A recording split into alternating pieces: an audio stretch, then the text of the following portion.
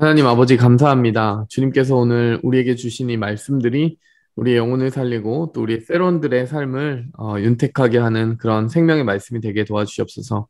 성령님이 주시는 지혜와 권능으로 또 권세로 우리가 담대히 말씀을 전하기 원하고 우리가 말씀의 깨끗한 통로로 서기 위하여 우리의 영혼의 그릇을 잘 준비하기 원합니다. 예수님의 이름으로 기도하였습니다. 아멘. 네, 할렐루야. 자. 오늘 우리에게 주시는 말씀은 요한복음 4장입니다. 요한복음 4장 함께 볼게요. 네. 사마리아 여인. 네. 제4장. 예수께서 제자를 삼고 세례를 베푸시는 것이 요한보다 많다 하는 말을 바리새인들이 들은 줄을 주께서 아신지라. 예수께서 친히 세례를 베푸신 것이 아니요 제자들이 베푼 것이라. 유대를 떠나사 다시 갈릴리로 가실새 사마리아를 통과하여야 하겠는지라. 사마리아에 있는 수가라는 동네에 이르시니 야곱이 그 아들 요셉에게 준 땅이 가깝고 거기 또 야곱의 우물이 있더라. 예수께서 길 가시다가 피곤하여 우물 곁에 그대로 앉으시니 때가 6시쯤 되었더라. 사마리아 여자 한 사람이 물을 기르러 왔음에 예수께서 물을 좀 달라. 이는 제자들이 먹을 것을 사러 그 동네에 들어갔음이로라. 사마리아 여자가 이르되 당신은 유대인으로서 어찌하여 사마리아 여자인 나에게 물을 달라 하나이까? 이는 유대인이 사마리아인과 상종하지 아니함이로라. 네가 만일 하나님의 선물과 또 내게 물 좀 달라 하는 이가 누구인 줄 알았더라면 네가 그에게 구하였을 것이요 그가 생수를 내게 주었으리라. 주여, 물 기를 그릇도 없고 이 우물은 깊은데 어디서 당신이 그 생수를 얻겠사옵나이까? 우리 조상 야곱이 이 우물을 우리에게 주셨고 또 여기서 자기와 자기 아들들과 짐승이 다 마셨는데 당신이 야곱보다 더 크니이까? 이 물을 마시는 자마다 다시 목마르려니와 내가 주는 물을 마시는 자는 영원히 목마르지 아니하리니 내가 주는 물은 그 속에서 영생하도록 솟아나는 샘물이 되리라. 주여, 그런 물을 내게 주사 목마르지도 않고 또 여기 물 기르러 오지도 않게 하옵소서. 가서 내 남편을 불러오라. 나는 남편이 없나이다. 내가 남편이 없다는 말이 옳도다. 너에게 남편 5이 있었고 지금 있는 자도 내 남편이 아니니 내 말이 참되도다. 주여, 내가 보니 선지자로소이다. 우리 조상들은 이 산에서 예배하였는데 당신들의 말은 예배할 곳이 예루살렘에 있다 하더이다. 여자여, 내 말을 믿으라. 이 산에서도 말고 예루살렘에서도 말고 너희가 아버지께 예배할 때가 이르리라. 너희는 알지 못하는 것을 예배하고 우리는 아는 것을 예배하노니 이는 구원이 유대인에게서 남이라. 아버지께 참되게 예배하는 자들은 영과 진리로 예배할 때가 오나니 곧 이때라. 아버지께서는 자기에게 이렇게 예배하는 자들을 찾으시느니라. 하나님은 영이시니 예배하는 자가 영과 진리로 예배할지니라. 메시아, 곧 그리스도라 하는 이가 오실 줄을 내가 아노니 그가 오시면 모든 것을 우리에게 알려주시리이다. 네게 말하는 내가 그라. 이때에 제자들이 돌아와서 예수께서 여자와 말씀하시는 것을 이상히 여겼으나 무엇을 구하시나이까? 어찌하여 그와 말씀하시나이까? 묻는 자가 없더라. 여자가 물동이를 버려두고 동네로 들어가서 사람들에게 이르되 내가 행한 모든 일을 내게 말한 사람을 와서 보라. 이는 그리스도가 아니냐? 하니 그들이 동네에서 나와 예수께로 오더라. 그 사이에 제자들이 청하여 이르되 라삐여, 잡수소서. 내게는 너희가 알지 못하는 먹을 양식이 있느니라. 제자들이 서로 말하되 누가 잡수실 것을 갖다 드렸는가? 나의 양식은 나를 보내신 이의 뜻을 행하며 그의 일을 온전히 이루는 이것이니라. 너희는 넉 달이 지나야 추수할 때가 이르겠다 하지 아니하느냐? 그러나 나는 너희에게 이르노니 너희 눈을 들어 밭을 보라. 희어져 추수하게 되었도다. 거두는 자가 이미 삭도 받고 영생에 이르는 열매를 모으나니 이는 뿌리는 자와 거두는 자가 함께 즐거워하게 하려 함이라. 그런즉 한 사람이 심고 다른 사람이 거둔다 하는 말이 옳도다. 내가 너희로 노력하지 아니한 것을 거두러 보내었노니 다른 사람들은 노력하였고 너희는 그들이 노력한 것에 참여하였느니라. 내가 행한 모든 것을 그가 내게 말하였다. 증언함으로 그 동네 중에 많은 사마리아인이 예수를 믿는지라. 사마리아인들이 예수께 와서 자기들과 함께 유하시기를 청하니 거기서 이틀을 유하심에 예수의 말씀으로 말미암아 믿는 자가 더욱 많아 그 여자에게 말하되 이제 우리가 믿는 것은 내 말로 인함이 아니니 이는 우리가 친히 듣고 그가 참으로 세상의 구주신 줄 알미라. 이틀이 지남에 예수께서 거기를 떠나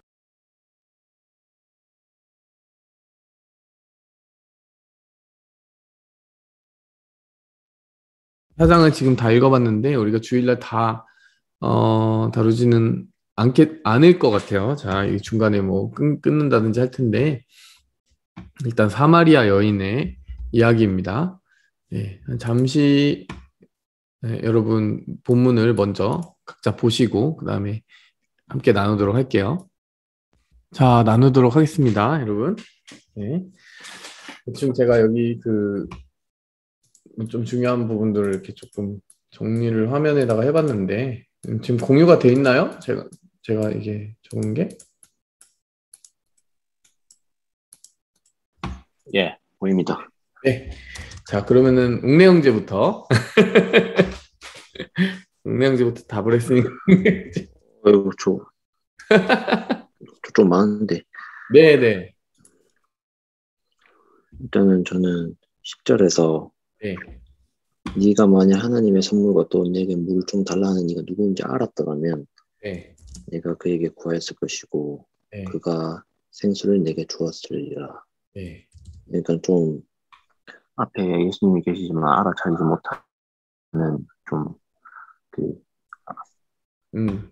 어리석은 이제 어리석다고 해야 되나 좀 잘 눈치 없는 그런 사람 그게 좀 저 같다고 좀 생각이 들었고요.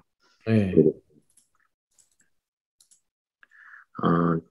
그게 또 저거고 그걸 보고 여자가 15절에 그런 물을 내게 주사 목마르지도 않고 또 여기 물 길으러 오지도 않게 없어서 하는 거 보니까 네. 이제 누군지 알고 나서야 이제 그거를 또 구하는 좀 요구하는 그런 것 같고 그리고 17절에 보면은 나는 남편이 없나이다 했는데 예수님께서 다 알고 계시는데 네가 남편이 없다고 하는 말이 옳다. 그러니까 얘가 거짓말한 건 아니지만 숨겼는데 예수님께서 또 미리 다 알고 아시고 말씀하시는 거 보면은 그것도 보면은 좀 저 같고요. 좀 잘 이해 안 되는 부분이 저 35절부터 38절까지 이게 저는 좀 이해 안 되고요. 그리고 42절에 이제 사마리아인들이 이제 우리가 믿는 것은 네 말로 인함이 아니니 이는 우리가 친히 듣고 그가 참으로 세상의 구주이신 줄 알미라 하는 거 보니까 좀 저도 사마리아인 여인 같은 사람이 되어야 될 것 같다는 생각을 하게 되었습니다. 네.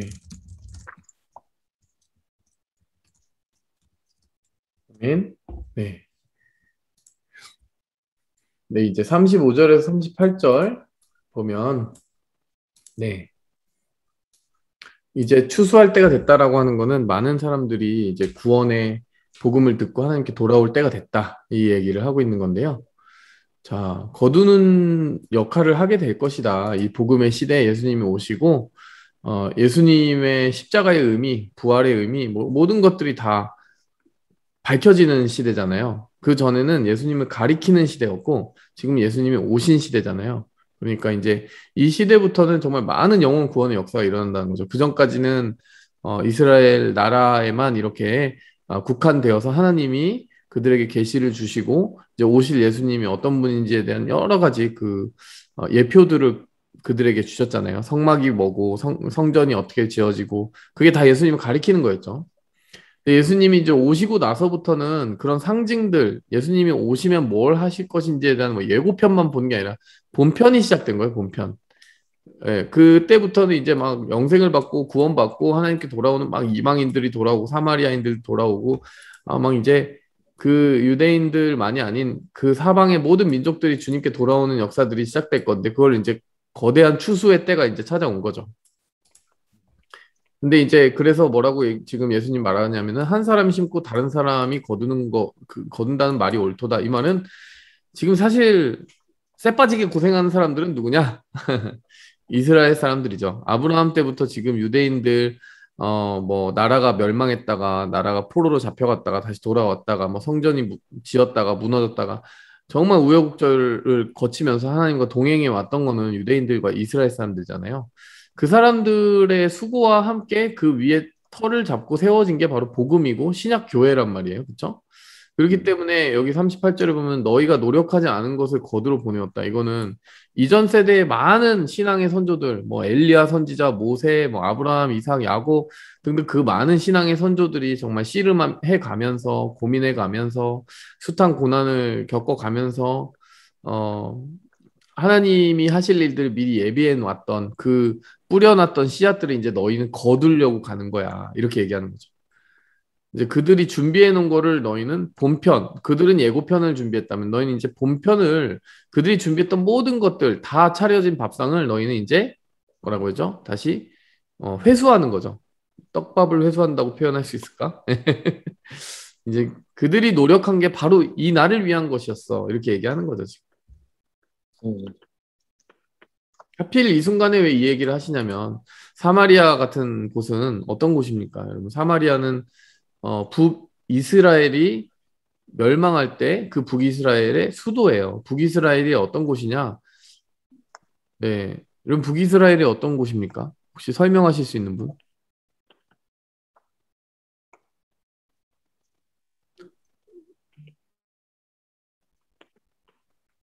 이스라엘의 통일 왕조가 처음 세워진 게 언제죠? 혹시 그 통일 왕조를 세운 사람이 누구죠? 통일 왕조요? 네, 통일 왕국. 다윗 아닙니까? 네, 다윗이죠. 그리고 솔로몬이 이어가죠. 근데 솔로몬 때 한 가지 큰 사건이 일어나잖아요. 솔로몬 때 하나님께 이제 바르게 통치만 하면 되는 솔로몬이 막 우상 숭배 시작하고 이방 여인들과 결혼을 하고 뭐 그러면서 그 나라가 좀 더럽혀졌단 말이에요. 하나님이 그래서 어떻게 하시냐면은 그 나라 가만두지 않겠다. 이렇게 이야기하시고 갈라서 너의 대적에게 주겠다 해서 나라가 이제 두 쪽이 났죠. 남쪽 유다, 남유다와 그리고 나머지 이제 열 지파가 찢어져 나가가지고 북이스라엘을 형성하게 되고 북이스라엘의 초대 왕이 여로보암이 되죠. 이제 솔로몬의 아들 르호보암이 남유다의 이제 초대 왕이 되고 초대 왕이라고 할 수 있나 그게? 예, 분열 왕국에서는 초대 왕이죠. 그렇게 해서 쭉 역사가 이게 남과 북으로 갈라져서 이어지게 되고, 네, 이제 북쪽이 먼저 아수르에 멸망하고, 그러니까 그 다음에 시간이 좀 더 흘러서 남쪽 살아남아 있던 남유다도 바벨론에 멸망을 하죠. 근데 남유다는 나중에 페르시아 때 고레스 황제라고 하는 사람이 귀환 명령을 내려가지고 나라를 다시 회복해줬어요. 그래가지고 다 무너졌던 성전도 다시 짓게 해주고 성벽도 다시 지어지고 그래서 그 지역으로 다시 포로로 잡혀갔던 남유다 사람들이 돌아와가지고 그 지역을 다시 세우게 되죠. 그래서 여러분 지금 신약 성경에서 유대인 그러잖아요. 그거 표현이 좀 이상하다고 생각 안 해봤어요? 왜냐하면 하나님은 이스라엘이라는 나라를 세우셨는데 왜 유대인 그럴까? 왜 유대인이라고 하는 거겠어요, 여러분? 남쪽 애들이에요? 그렇죠. 그 회복된 곳은 남쪽밖에 없기 때문이고 북쪽이 아수르에 먼저 멸망당했던 그 당시에 어떤 일이 벌어졌냐면 아수르의 황제가 아수르 주민들을 그 나라에 살고 있는 주민들을 아수르 영토로 이주시켜가지고 어떻게 보면은 좀 혼혈이 일어난 거죠. 문화적인 혼합 그리고 혈통적인 혼합. 그래서 유대인들이 볼 때는 이제 북쪽에 사는 사람들은 더 이상 적통이 아니다. 하나님을 따르는 사람이 아니다. 이렇게 아예 그냥 낙인이 좀 찍혀져 있는 상황이고 북이스라엘의 수도였던 곳이 바로 사마리아예요. 오늘 이제 이 등장한 사마리아. 그래서 위에 그 뭐고 네. 사마리아인이랑 말 섞냐고 그런 물어본 거예요. 그렇죠. 왜냐하면 그때 남자 유대인 특별히 지금 여러 층이 있는데 남자가 여자하고 이렇게 외간 남자 처음 보는 낯선 남자가 여자한테 말을 거는 것도 이상한 일인데 게다가 딱 봐도 유대인인데 사마리아인한테 말을 건다? 그게 좀 이상한 거죠. 그들의 이제 외모적인 특성이 어떤 부분이 유대인인 걸 알아볼 수 있게 했는지 모르지만 아마 좀 사마리아 쪽에는 혼혈이 많아서 그걸 알아볼 수 있었을까? 뭐 이런 생각을 좀 짐작을 해봅니다. 어쨌든 예수님을 딱 봐도 유대인 남자라는 것이 이제 보였던 거고 유대인 남자인 당신이 왜 사마리아 여자인 나에게 말을 겁니까? 이렇게 지금 이야기한 것이 그게 있을 수 없는 일이고 그 당시에는 유대인들이 사마리아를 너무 부정한 땅으로 여겼기 때문에 그 땅을 지나가야 해도 그 땅을 돌아서 가는 경우가 되게 많았다고 이야기를 하고 있어요. 예. 차라리 멀리 돌아가는 한이 있더라도 사마리아 같은 더러운 땅은 지나가지 않겠다. 뭐 이런 그런 의식들이 있었다는 거죠. 그 당시에. 그렇습니다. 그게 이제 우리가 좀 알면 좋을 배경 지식이 될 것이고 뭐 아까 말한 거랑 다시 연결 지어서 정리하자면 이제 추수가 필요하다라고 하는 것은 이제 이렇게 잃어버린 영혼들 너희가 거들떠보지 않는 사마리아를 향해서도 하나님은 너희가 복음을 들고 나아가기 원하신다라고 하는 거를 지금 요한복음 4장에서부터도 넌지시 보여주는 거죠. 이제 그거를 제대로 이제 알게 되는 거는 예수님이 이제 승천하시고 다시 부활하신 다음에 돌아오셔서 너희는 사마리아 땅끝까지 이르러 내 증인이 되라. 네, 온 예루살렘과 유대와 사마리아, 딱 사마리아를 언급하시잖아요. 사마리아 땅끝까지 이르러 내 증인이 돼야 한다. 그러니까 너희의 발이 밟지 못할 땅은 없다. 네, 그 말씀을 이제 하고 가셨잖아요. 사도행전에. 이제 사마리아를 굳이 언급하신 이유가 바로 또 거기에 있죠. 사마리아는 유대인이라고 하면 보통 안 가는 땅이다. 이렇게 이해할 수 있을 거예요. 자. 그래서 이제 이 부분은 제가 이제 좀 설명을 해드릴 수 있을 것 같고, 네. 사마리아 여인이 하나님, 예수님을 체험하고 예수님 전하는 사람이 됐죠. 네. 예수님은 지금 이 여인의 사정을 다 알고 있고, 자, 또 다른 분 나누시겠어요? 줄리 자매 나누시겠어요? 나가시기 전에. 아, 네. 저는 정리가 지금 안 됐지만, 네. 일단 첫 번째 예수님께서는 그 소외된 자들에게 청결없이 다가가신 그 부분에서 그냥 다시 한번 되게 감동이었던 것 같아요. 그 여자 입장에서도 정말 감동이었겠지만 되게 이퀄하신 분? 그 정죄하지 않으시는 그런 예수님의 그런 성품, 그런 겸손한 성품을 다시 한번 약간 묵상하게 됐고요. 그리고 또 그 다음에 이제 그 물이 아니라 하나님이 주시는 그 물론 영원히 갈증을 영원한 그 갈증을 채울 수 있다고 이렇게 말씀하셨잖아요. 네, 그 부분은 저는 그냥 그 부분을 읽으면서 이제 그거 제 삶의 약간 우선순위? 약간 이런 걸 놓고서 이번 주 계속 묵상을 하고 있었는데 약간 살다 보면은 사람이 약간 마음이 허할 때가 있잖아요. 뭔가 이렇게 하고 성취하고 나도 채워지지 않는 그 부분? 근데 그런 게 이제 항상 저에게도 그냥 고민이었는데 하나님 안에서만 채워야 되는데 어떻게 채워나가야 되나 이제 이런 고민을 하고 기도를 하고 있어요. 항상.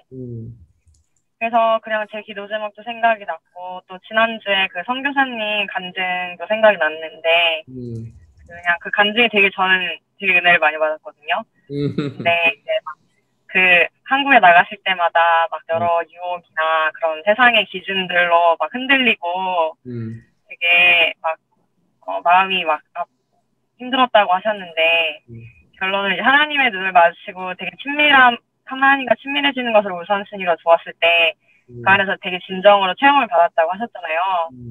그 부분도 그냥 생각이 났어요. 그 선교사님의 간증이 되게 좀 파워풀했어요. 저는. 그리고 제가 그냥 궁금했던 건 이게 좀 많은데 궁금했던 것 중 가장 생각났던 건 하나는 그 16절인가? 거기서 갑자기 예수님께서 그 남편이 어딨냐고 이제 부르셨나? 이제 그랬잖아요. 그러니까 다 아시고 물어보신 건데 뭔가 그 여자의 어떻게 보면은 그 여자가 숨기고 싶은 부분일 것 같은데 가장 네. 창피한 부분? 사마리아인을 떠나서 그냥 그런 상황 옛날 그 상황에서 근데 그것을 물어보신 이유가 약간 그 죄를 회개하라는 그런 뜻인가? 그럼 아니면은 그런 남편들도 체험을 받을 수 없다는 건가? 저는 모르겠어요. 그래가지고 그냥 그런 의문증이 들었던 것 같아요. 네. 질문을 하신 부분에 대해서. 네. 지금 바로 나가야 되는 거 아니죠? 아니에요. 조금만 이따가 나가겠습니다. 그러면은 이제 이 부분을 바로 이야기를 하면 여러분이 이제 이 이야기를 여러분의 나눔과 함께 지금 시작하고 있는데 제가 이야기를 앞부분부터 풀어가면 처음에는 우물 얘기를 한단 말이에요. 우물을 달라고 하는데 그 시간이 언제입니까? 시점이 지금? 12시. 네, 여기 6시라고 되어 있는 때가 6시라고 되어 있는 이게 6시. 아니에요. 6시가 아니고 12시 맞아요.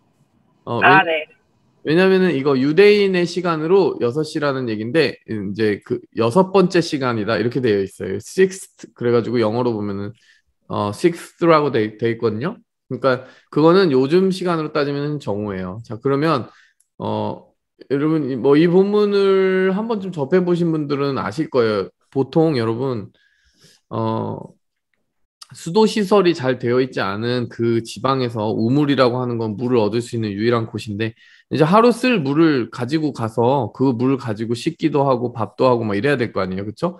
여러분 같으면은 물을 뜨러 언제 오겠어요? 자, 네, 여러분 아무나 답하시면 됩니다. 물을 뜨려면 언제가 좋다고 생각하세요? 아침이요. 네, 아침이 좋지 않나요? 왜 아침이 좋죠? 시원하니까요. 덜 힘들잖아요. 그럼요. 하루 종일 필요해서. 네, 그쵸? 물을 많이 들고 움직여야 되는데 땀을 뻘뻘 흘리면서 갈 수는 없는 거고 이렇게 정말 중동 지역의 그 따가운 햇살을 받으면서 정오에 물을 뜨러 온다는 것 자체가 일반적이지 않은 얘기 아니겠습니까? 그쵸? 예수님이 지금 여기에 그 우물에 털썩 주저앉으셨잖아요. 지금 보시면은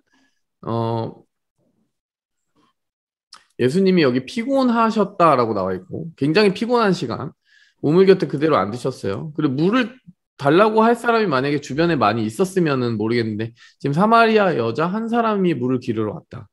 여러분 정오에는 이렇게 원래 물을 기르러 온 사람이 별로 없다라는 얘기예요. 근데 왜 하필 정오에 물을 기르러 왔을까요? 이 사마리아 여인이 여러분?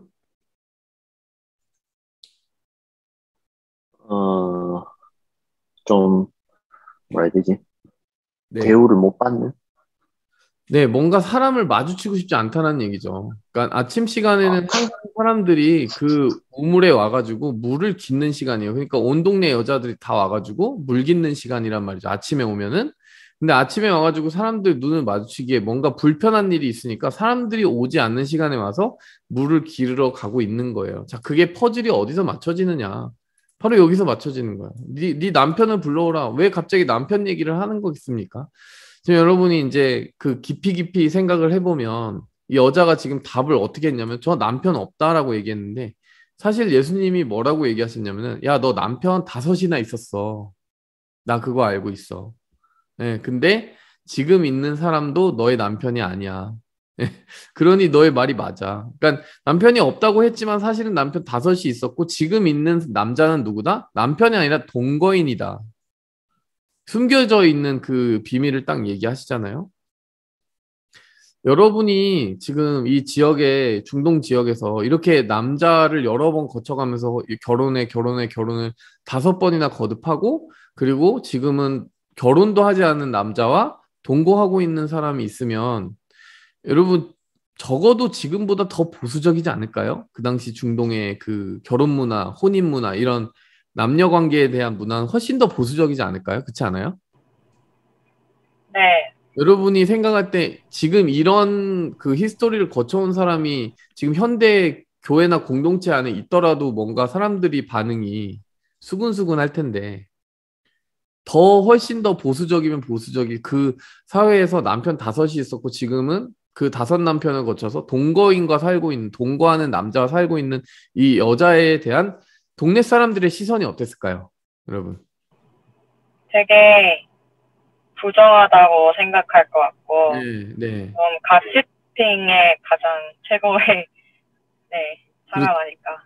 멸시를 받았겠죠. 사실 이 사마리아 동네 전체가 유대인들에게 멸시를 받는데 그 멸시받는 사마리아 동네 안에서도 멸시받는 중에 더 아주 최고로 멸시받는 지금 히스토리를 가진 여인이 바로 이 여인이에요. 그래서 굳이 정오에 땀 뻘뻘 흘리면서 이렇게 남들 없는 시간 골라가지고 물 기르러 왔다 이 얘기예요. 네. 그래서 지금 여기서 너 남편 불러오라고 한 이야기는요.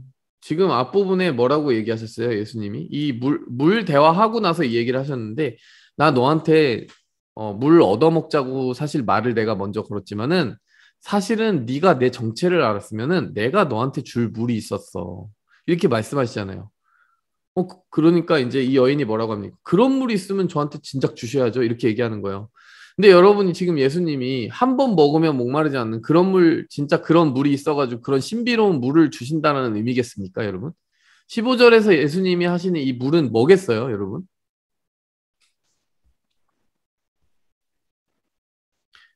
이제 가슴 깊이 채워지지 않던 이 여자의 정서적인 갈등, 그리고 갈망, 그리고 목마름, 이런 거 아니겠어요? 여자가 뭘 바라고 있겠습니까?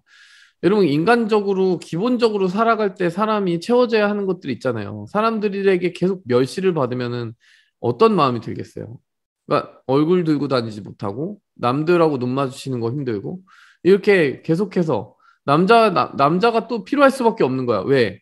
그 당시에 경제권은 남자에게 있으니까 여자가 무슨 가서 취업할 수 있는 시간도 뭐 시절도 아니니까 계속 남자에게 의존해 가면서 자기의 그 생존을 계속 이어가야만 하는데 너무 비참한 거죠.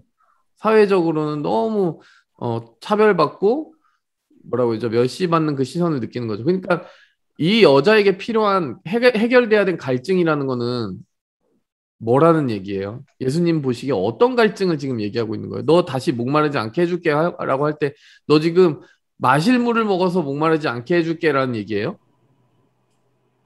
아니요. 네, 뭐겠습니까?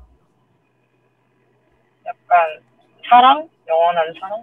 그렇죠. 그런 수준의 것이 아니죠. 너가 지속적으로 5 남편에게 버림받았던 그 상처 안다. 어?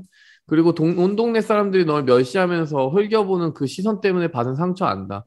너의 마음 가운데 인정받지 못하고 사랑받지 못하고 안정감을 누리지 못해서 끊임없는 갈증이 있지 않냐.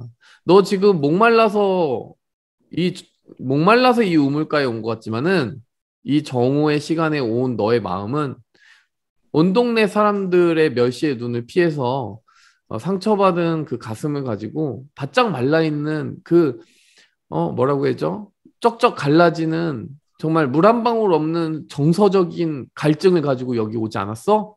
얘기하는 거예요. 여기서 지금 예수님은 너 지금 이거 마실 물 먹는 거 먹어봤자 13절에 다시 목말라. 내가 주는 물 그런 물 아니야. 내가 주는 물은 너의 영혼이 행복을 되찾는 거야. 자존감을 되찾는 거야. 존엄성을 되찾는 거야. 하나님의 자녀가 되는 거야. 성령을 받는 거야. 하나님과 교제하는 거야. 이런 얘기 하고 싶으신 거예요, 지금. 근데 왜 이런 얘기 딱 하셨을 때 여자가 뭐라고 합니까? 그런 물 좀 저에게 주셔서 목마르지 않게 여기 물 길러 오지 않게 해주세요라고 할 때 지금 알아들은 것 같아요? 못 알아들은 것 같아요? 15절에 여자가. 예수님이 주신다는 물은 영혼과 정서를 채우는 그 물이에요.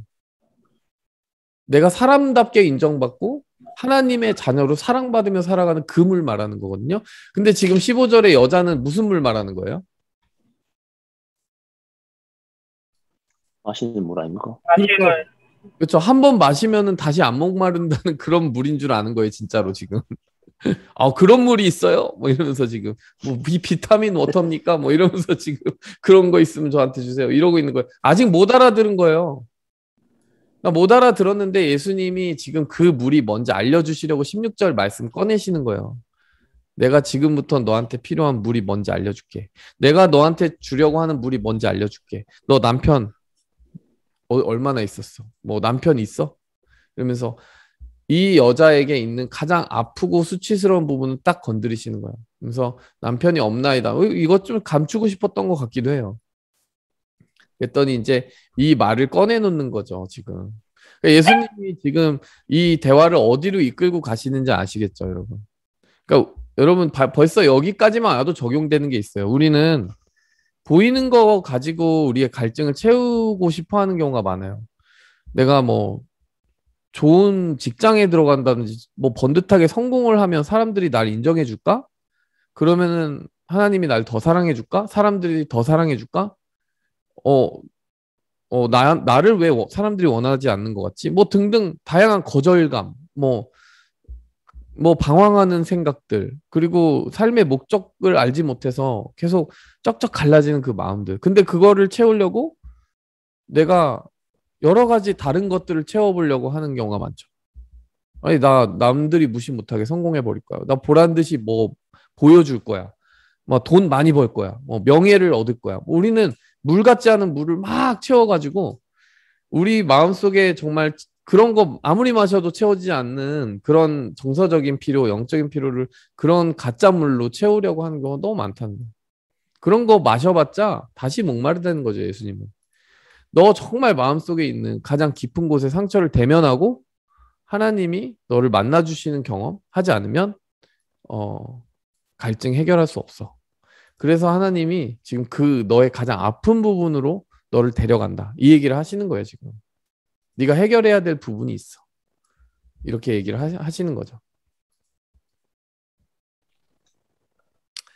자, 그럼 뭐 바로 이야기를 더 이어가 보겠습니다. 뭐 여러분들 이제 느낀 점 좀 이따가 나누도록 하고 우리가 대화를 함께 나누면 좋을 것 같아요.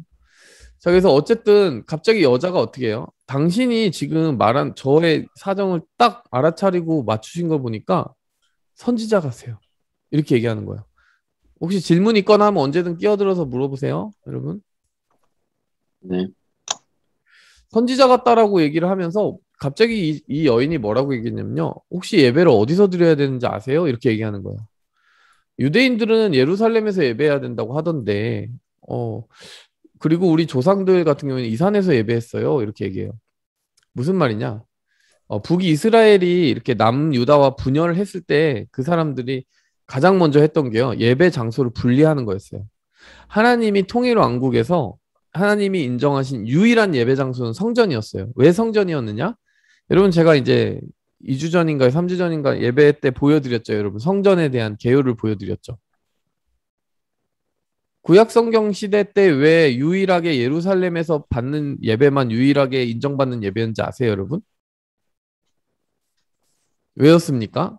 제가 그때 보여드린 거 성막과 성전을 보여드렸는데 왜라고 정리할 수 있겠어요?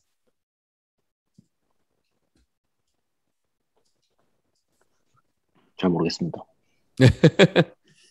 여러분 그 당시에 성전의 기능이 뭐였다고요? 성막의 기능이 뭐예요? 성막과 성전은 뭘 하는 곳이었어요? 예배드리는 곳이요. 예배드리는 제사 드리는 곳인데 그곳에 그 모든 형태의 지성소에 있는 거, 성소에 있는 물건들 그게 다 뭘 가리킨다고 얘기했어요? 특별히 언약궤 안에 있는 그 세 가지 물건 그게 뭘 가리킨다고 그랬죠, 제가? 하나님 아닌가? 길과 진리와 생명이신 예수님을 가리킨다고 하지 않았나요, 그때? 아론의 아닌가? 지팡이가 길을 가리키고, 네? 십계명 두 돌판이 뭘 가리킨다고요? 복습이 필요하네요. 아이고, 자, 여러분. 죄송합니다. 언약궤의 세 가지 물건. 만나. 십계명. 그다음에 뭐가 있었죠? 만나 항아리. 제가 성경 공부를 안 했나 봐요. 만나 말했는데 틀린 것 같아요. 만나 정하고 맞아요. 있었습니다. 네. 아론의 지팡이는 길이잖아요. 지팡이로 짚어가는 게 길이잖아요. 십계명은 뭘 상징하죠? 진리, 만나 항아리는요? 생명, 공과에 살잖아요. 길과 진리와 생명 뭐예요? 예수님이요. 예수님이 14장 6절 요한복음 14장 6절에서 길이요 진리요 생명이라고 하셨잖아요, 자신은.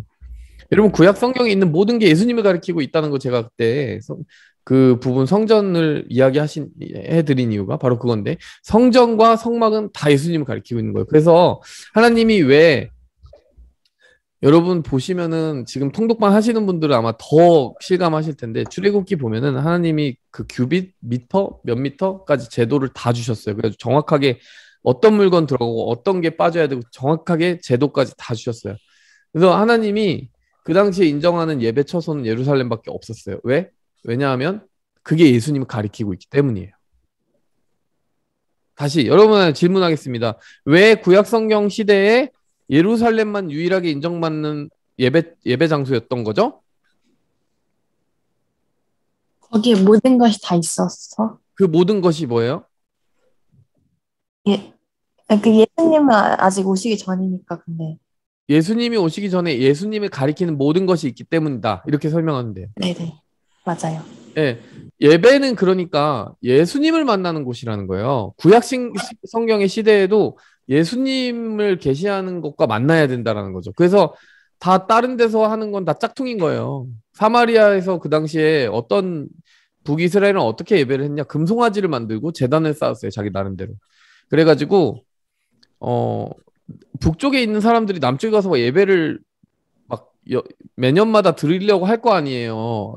나라가 갈라졌음에도 불구하고 하나님의 율법을 지키려고 한 사람들은 막 그 국경을 넘어서 예루살렘으로 가려고 할 텐데 그게 너무 불안한 거예요. 여로보암이.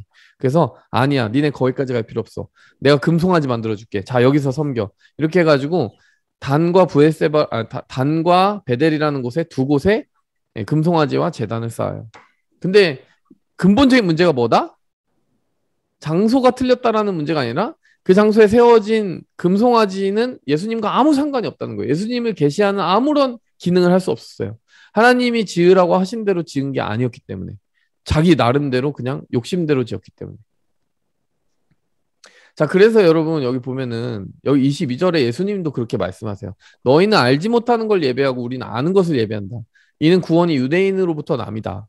여러분 22절 예수님이 왜 너희 유대인이 아닌 사람들은 사마리아 사람들은 뭔지도 알지 못하고 아무거나 예배한 거고 우리는 정확하게 예배한 거야 라고 말씀하셨거든요. 예수님이 예루살렘에서 드려지는 예배가 정확한 예배라고 인정하신 거예요. 22절에. 왜 그러신 거라고요?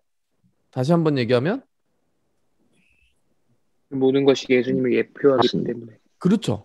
그 성전과 성막이 정확하게 예표하는 것이 예수님이었고 그렇기 때문에 유대인들은 정확하게 예배드리고 있었다라고 하는 얘기를 하는 거예요. 자, 그럼에도 불구하고 왜 21절에 말씀하시냐라는 거죠. 왜 이산도 예루살렘도 아닌 이제 너희가 예배할 때가 있다.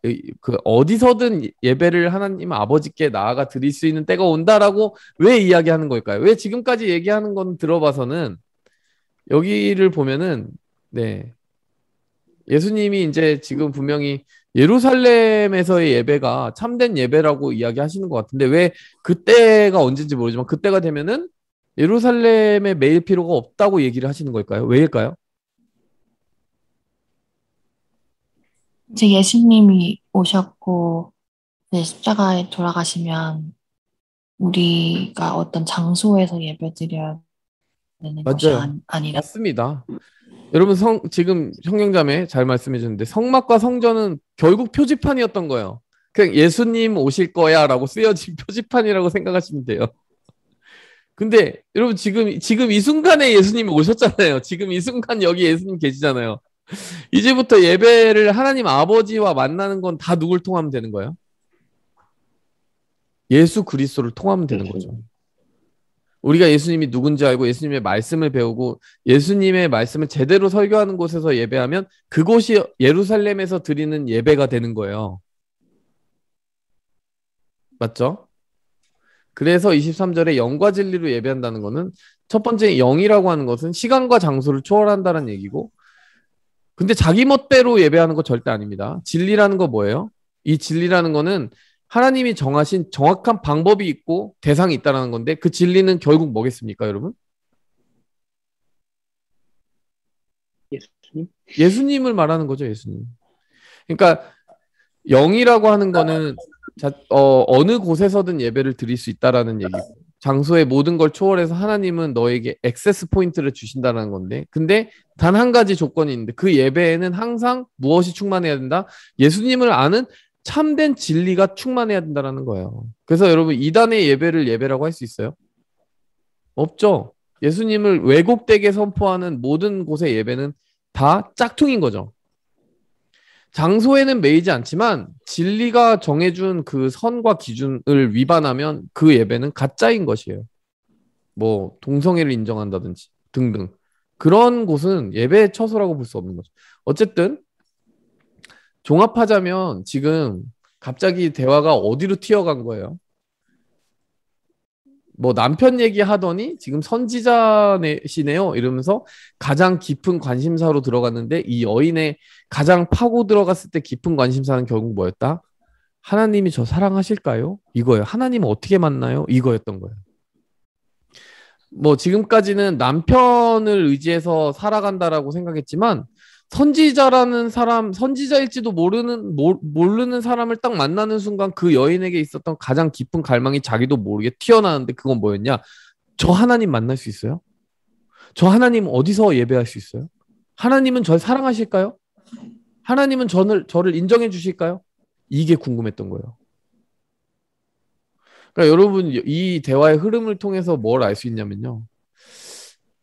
이 여인은 사실 상당히 지혜로운 여인이라는 거예요. 그러니까 하나님이 아닌 다른 걸로 여러 가지 것들로 우리는 채워서 뭔가 만족감을 느낄 수 있다고 삶을 뭐 다른 사람들이 우러러보고 함부로 대하지 못하고 뭐 그런 것들 채우고 살면은 그만하면 어깨뽕 세우고 그러면 내 마음속에 만족감이 있지 않을까 이런 생각하는데 여러분 얼마나 공허한 사람 많아요. 그러고도 개차반처럼 사는 사람 많고. 근데 결국에는 뭐다?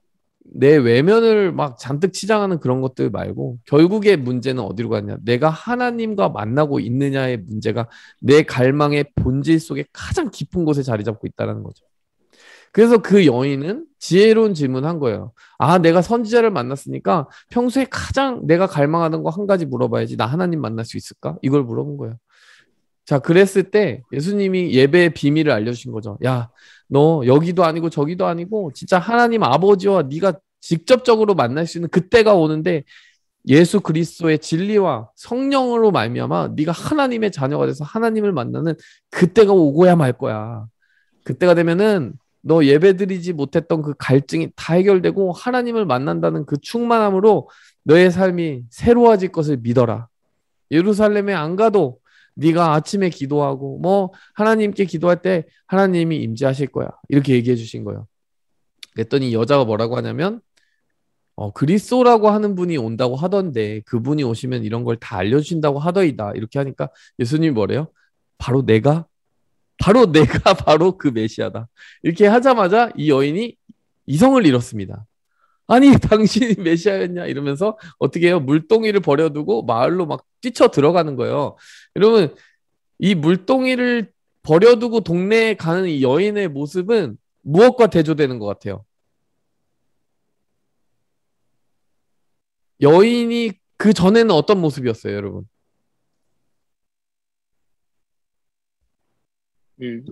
사람들을 피하던 모습. 그렇죠. 사람들 피해서 정오에 일부러 사람들 통행이 드문 시간을 골라서 왔던 그 사람이 지금 어떻게 하고 있는 거예요? 동네 사람들한테 뛰어 들어가지고 얼굴과 얼굴을 맞대면서 사람을 대하고 있잖아요. 그러면서 뭐라고 말하는 거예요? 나 니네한테 줄 게 있다. 복음이라는 걸 줄 수 있어. 나는 지금 누군가를 만났는데 너희도 만나봐야 돼. 여러분 이 여인의 그 무너졌던 자존감이 여기 보이세요? 28절에 자존감이 무너져 보이십니까? 이 사람의 영혼에는 자존감이라는 것이 완전히 이제 풀 충전이 돼 있는 거예요. 왜? 사람들은 나를 뭐 5번, 6번, 5번 결혼한 사람이다. 그리고 지금 또 지저분하게 동거한 사람이다. 뭐 이런저런 판단을 하고 있는지 모르겠지만은 나는 하나님이 보내신 메시아를 만난 사람이야. 내가 어떻게 예배드릴 수 있는지 말씀하시는 걸 보니까 하나님은 날 사랑하셔. 하나님이 나를 있는 모습 그대로 용납해 주셨어. 나의 상처를 어루만져 주셨어. 나를 이해하고 계셔. 그분이 나한테 심지어는 물을 달라고 하셨어. 뭐 이런 모든 사건들이 나의 모든 그 어떻게 보면은 부끄럽고 추한 비밀들을 알면서도 나를 거절하지 않고 굳이 나와 말을 섞어주셨어. 그분이 메시아야. 하나님이 보내셨대. 하나님이 날 사랑하는 것 같아. 이 결론에 다다르니까요. 이 여인이 어때요? 자존감이 풀 충전되는 거예요. 뭐 사람들이 뭐 무슨 눈으로 쳐다보느냐 이게 더 이상 중요한 문제가 아닌 거예요. 그냥 달려 들어가서 사람들한테 야, 난 메시아를 봤다니까. 메시아를 봤어? 이 얘기를 하는데 얼마나 눈이 반짝반짝하는지 그동안 이 여자를 멸시하던 눈을 마주쳤을지라도 이 여인한테 그게 문제가 안 되는 거예요. 네가 나를 뭐라고 보든 상관없다. 네가 나를 멸시하고 바라보는 그거보다 더 중요한 건 하나님이 보내신 메시아가 나를 사랑의 눈으로 보았다. 여러분, 하나님의 눈을 마주친 사람은 더 이상 갈증이 없다는 얘기예요. 하나님의 시선을 제대로 마주친 사람은 그때부터 다른 사람의 시선을 그렇게 의식하거나 거기에 절절매거나 매이지 않는다라는 얘기예요. 오히려 그 사람들한테 나는 너희에게 줄 게 있어. 이렇게 당당하게 바뀌는 그 모습을 보여주더라는 것이죠. 예. 그래서 뭐 이 이야기가 이렇게 흘러갔다라는 얘기인데 정말 이거는 하나님을 만난 제대로 된 사건이라고 볼 수 있습니다. 자, 여기서 마무리를 짓고 여러분의 이제 느낀 점으로 다시 넘어가도록 하겠습니다. 네. 그래서 결국 이 본문이 이야기하는 사건이 어떤 사건인지 아시겠죠? 여러 화두를 던지고 있는 거예요. 자, 민규 형제 나눠주시겠어요? 네, 저는 그 말씀 읽을 때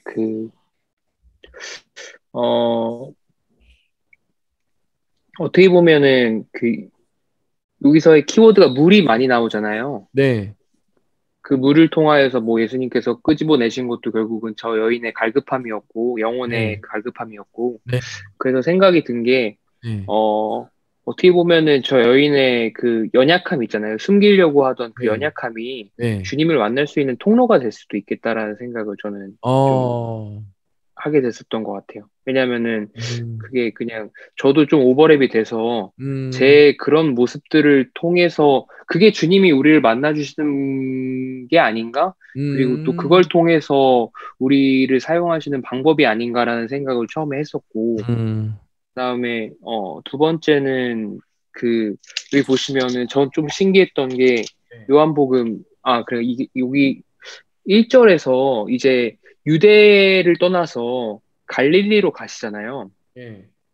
그리고 여기서 23절에 보면은 아버지께서 자기에게 이렇게 예배하는 자들을 찾으시니라라고 했는데 결국은 하나님을 더 많이 알고 하나님을 그 예루살렘에서 예배할 수 있었던 사람들은 바리새인들이고 유대인이었던 반면에 하나님이 결국 하나님을 정말 진심으로 찾고 그 영과 진리로 예배하기 원했던 사람들은 결국은 더 외지에 있었던 약간 갈릴리에 있었던 사람들이라는 그런 것들이 참 아이러니하게 좀 다가오면서 그냥 무엇이 중요한가? 하나님이 찾는 사람들은 무엇인가라는 생각을 좀 하게 됐었던 것 같아요.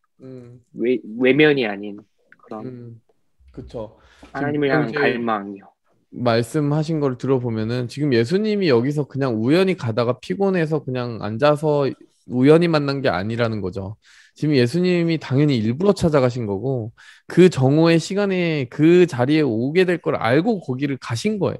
그러니까 그 여인에게는 이 자리가 place of disappointment였다면은 예수님에게는 그 장소가 place of appointment였다는 거죠.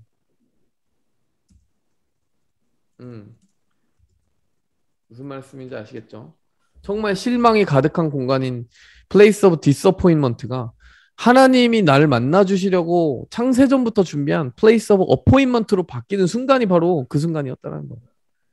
예배한 자들을 찾아가셨어요. 지금 찾으러 가신 거예요. 그리고 다른 사람들은 사마리아 여인에게서 뭐 남편 5과 결혼한 사람이다 뭐 이런 걸 봤는지 모르겠지만 예수님은 뭘 봐주셨다라는 거예요.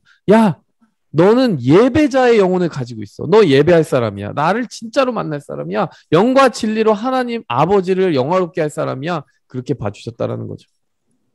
그게 얼마나 놀라운 것이냐. 이런 그 하나님의 따뜻한 사랑의 초청을 우리는 이 본문에서 보게 되는 것이죠. 네, 자 우리 보라자매.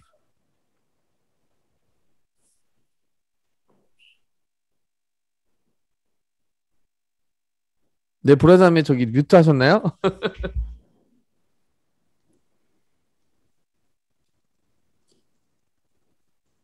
네. 뮤트 안 돼 있는데 왜 안 들리지? 자, 우리 저기 레나 자매. 네. 목사님이 설명해 주신 거 보니까 이제 이해가 되긴 하는데, 제가 아까 묵상했을 때는 이제 그 찬양 있잖아요. 우물가의 여인처럼 난 네, 그러니까 그 찬양이 생각나가지고, 근데 맨 처음에 이 여자가 구한 게 헛된 거였구나. 보면은 뭐 이것저것 물어보잖아요. 뭐 야곱보다 더 크니까 뭐 그런 게 이제 예수님 입장에서는 그건 되게 그 본질이 아니고, 그렇죠. 헛된 질문들을 하고 있었던 거구나. 그리고 또 네. 그렇게 생각하면서 이제 다시 물 길러 오지 않게 물을 잘 예수님은 계속해서 이렇게 뭔가 나와 컨티뉴어스한 관계를 얻고 싶어서 뭔가 이렇게 나타나신 걸 텐데, 이제 이 사람은 그냥 내가 한 번 여기 오고 다시는 안 와도 돼. 그냥 뭔가 한 번에 그냥 해결책?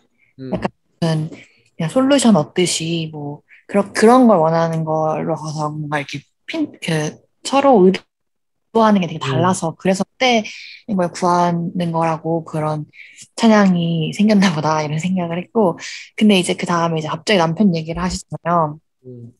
그래서 되게 이제 의아한데, 아까 목사님 설명해 주신 것처럼 뭔가 진짜 가장 숨기고 싶은 거고 수치스러운 거고, 근데 이제 그런 예수님을 만나면 우리에게 한 번씩은 그런 순간이 오는 것 같은데, 네. 진짜 약간 발가벗겨진 것처럼 뭔가 내 정말 죄성도 보게 되고, 내가 정말 너무나 악한 사람이구나 뭐 이런 것도 느끼는 그런 시기가 오잖아요. 네. 되게 예수님을 만나게 되면 겪는 자연스러운 것 같다라는 생각도 들었고, 네. 그런 모멘트를 겪고 나니까 이제 예수님이라고 알아보고, 신지사라고 알아보는 그걸 보고, 네, 그 뭔가 관점의 전환이 되게 말씀에서 비유긴 한데 이제 좀 깊게 묵상을 하다 보니까 그게 보여서 되게 신기했어요. 처음에는 그냥 하도 많이 아는 얘기고 막 찬양으로도 많이 듣는 거여가지고 그냥 그렇게 묵상해본 적은 없었던 것 같은데. 네, 그렇죠. 자, 여기 뭐 다시 물 길러 오고 싶지 않다라는 얘기를 한 거예요. 아까 보면은 여기 그런 물 있으면 다시 물 길러 오지 않을 수 있을 것 같아서 좋습니다. 이게 사실은 물 길러 올 때마다 상처를 받으니까 아마 그런 게 있지 않았겠어요? 그러니까 여인이 구하던 것들이 헛된 것이었다는 거는 또 남편을 의지하면서 그런 것들이 채워질 수 있다고 생각했을지도 모르겠어요. 든든한 울타리가 될 수 있다고. 근데 계속해서 거절당한 거죠. 우리가 사람을 의지하고 어떤 상황을 의지하는 게 아니라 정말 하나님과의 그 만남을 진짜로 경험하면, 우리가 하나님을 근본적으로 의지하기 시작하면은 우리가 어떤 다른 존재를 의지하는 것이 아니라 우리가 다른 존재에게 복을 주는 존재로 우리 존재가 전환돼요, 사실은. 그래서 자꾸 나를 채워줄 수 있는 존재를 찾아다니고 나를 채워줄 수 있는 상황과 환경을 찾아다니는 그런 어떤 그건 우상이죠. 사람이 나를 채워줄 수 있다고 믿는 그 헛된 신기루를 계속 쫓아가는 것이 아니라, 하나님을 먼저 만난 사람은 하나님으로 말미암아 체험을 받았기 때문에 그걸 가지고 사람을 오히려 채워주게 되는 거죠. 그래서 우리가 다른 사람이, 하나님이 나를 채워줘야 되는 부분을 사람이 채워달라고 목마르면서 이렇게 쫓아다니면 그 시도는 결국 실패하게 돼 있다. 또 그 사람에게 하나님에게 해야 되는 기대를 해버리면 서로가 서로에게 굉장히 큰 힘듦을 줄 수 있다. 그게 아니라 내가 하나님으로부터 체험받을 거는 체험받고 그걸 흘려보내는 사람이 되어야 된다. 자, 이런 얘기를 하면서 마무리 지을 수 있을 것 같습니다. 자, 마무리하고 기도하겠습니다. 하나님 아버지 감사합니다. 오늘도 우리에게 주시는 그 참된 성령의 물이 우리에게 가득 차고 넘치게 도와주시고, 예수님을 통해 하나님 아버지를 만나게 해주시는 그 기적 우리에게 선물로 주심을 감사드리며, 오늘 하루도 주님 앞에서 주님 안에서 살아가기 원합니다. 예수님의 이름으로 기도하였습니다. 아멘. 네. 네. 아멘. 감사합니다. 네, 화이팅.